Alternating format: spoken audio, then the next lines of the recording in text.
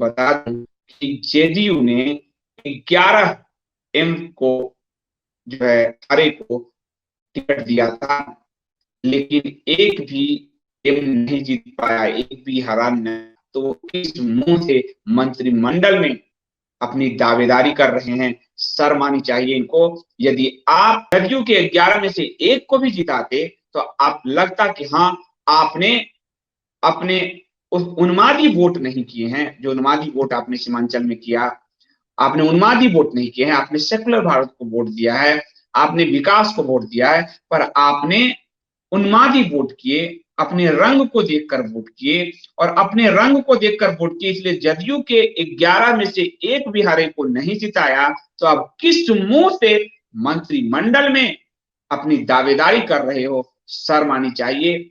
इससे पूर्व जब भारत का विभाजन हुआ तो 46 में वोट इन्होंने उस हरे देश के लिए दिया था, और ये यहाँ फिर दावेदारी अलग करने लगे यहीं रुककर।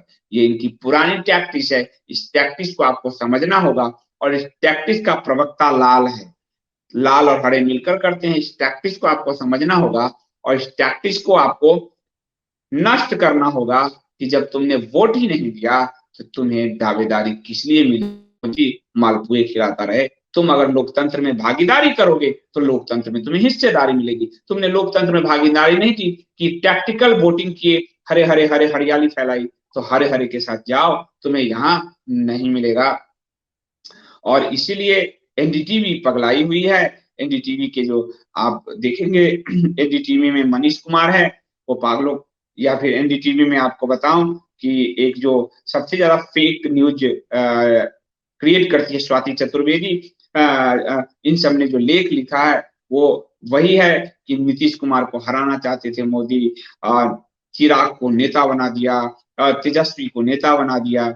ये अपनी कुंठा निकाल रहे हैं क्योंकि इनकी पूरी लॉबिंग इसलिए थी, राजेश शर्मा से लेकर एनडीटीवी की, कि तेजस्वी बनेगा, 9वीं फेल है, हम अपने हिसाब से चलाएंगे, खूब विज्ञापन का माल बटोरेंगे और जमीन बटोरेंगे। मीडिया कंपनी, आपको अभी बताया था मैंने कि फिल्म सिटी के नाम पे बड़े मीडिया चैनल योगी से जमीन मांगने गए। योगी ने पूछा आपके प्रोडक्शन हाउस है, जाइए यहाँ से।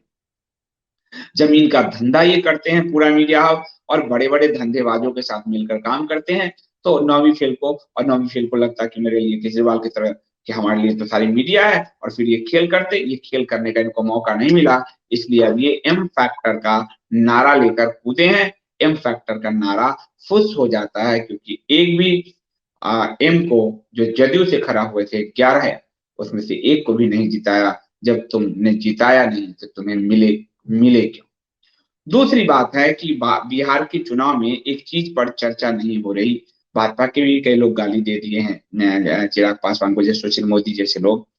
आपको अगर आप देखोगे, ध्यान से देखोगे, तो चिराग पासवान की पार्टी को करीब 25 लाख से ऊपर वोट मिले हैं, और करीब 24 से 25 सीट वो तेजस्वी यादव की पार्टी का कम करने में सफल रहे।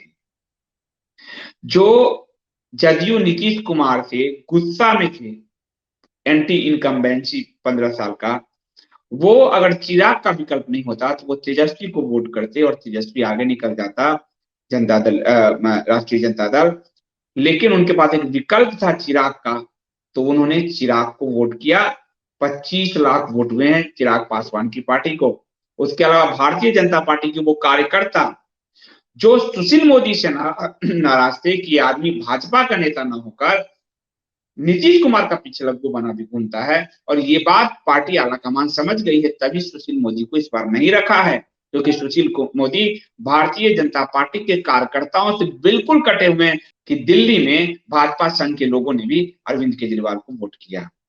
याद रखिएगा, भाजपा संघ के लोगों ने भी अरविंद केजरीवाल को वोट किया। और लालू का जो पार्टी है, आपको जैसे मैं अपना विधानसभा लूं, वहां जो चिराग पासवान ने भाजपा के पुराने कार्यकर्ता को टिकट दिया था, तो वो जो इमोशन था भाजपा कार्यकर्ताओं को, वो इस तरफ आ गया, तेजस्वी की तरफ नहीं गया, घर नहीं बैठे, वो नोटा पे नहीं गए। और करीब 24 से 25 सीट तेजस्वी यादव की पार्टी का कम करने में सफल रहे चिराग पासवान। भाजपा को जदयू से बड़ी पार्टी में बनाने में चिराग पासवान की बहुत बड़ी भूमिका रही। इसलिए जो लोग मुंह में घाव लिए घूम रहे हैं भारतीय जनता पार्टी में कि चिराग पासवान एनडीए में नहीं है, ये नहीं है, वो नहीं है, वो जरा वोट का पैटर्न देख लें कि चिराग पासवान ने 25 लाख वोट काटे हैं और वो वोट निश्चित तौर पर बड़ी संख्या में तेजस्वी की पार्टी को जाने वाला था।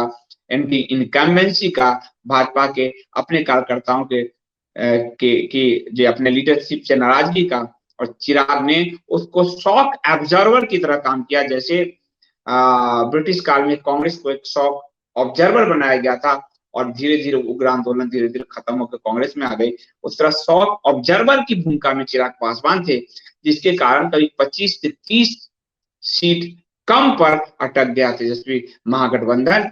और इस 25 से 30 का मतलब होता है अभी 110 है, ये 130-35 क्रॉस कर जाते और तब सरकार बन जाती, जंगल राज फिर से आ जाता। इसलिए जिसने भी, या तो अमित शाह मुझे लग रहा है इस टैक्टिकल चिराग को उन्होंने आगे किया होगा, अंदर से ही कहीं ना कहीं इतनी बड़ी रणनीति हुई और ये इसने भूमिका निभाई जो है भाजपा और एनडीए को जिताने में। उसके बाद दूसरी भूमिका एआईएमआईएम ने निभाई, ओवैसी की पार्टी ने, और वो जो पूरा सीमांचल है उसमें भारतीय जनता पार्टी को पहले बार 12 सीट मिली है और सीमांचल से जो पूरा वोट राजद का था वो काट दिया उन्होंने, और इसलिए वो और सिकुड़ा।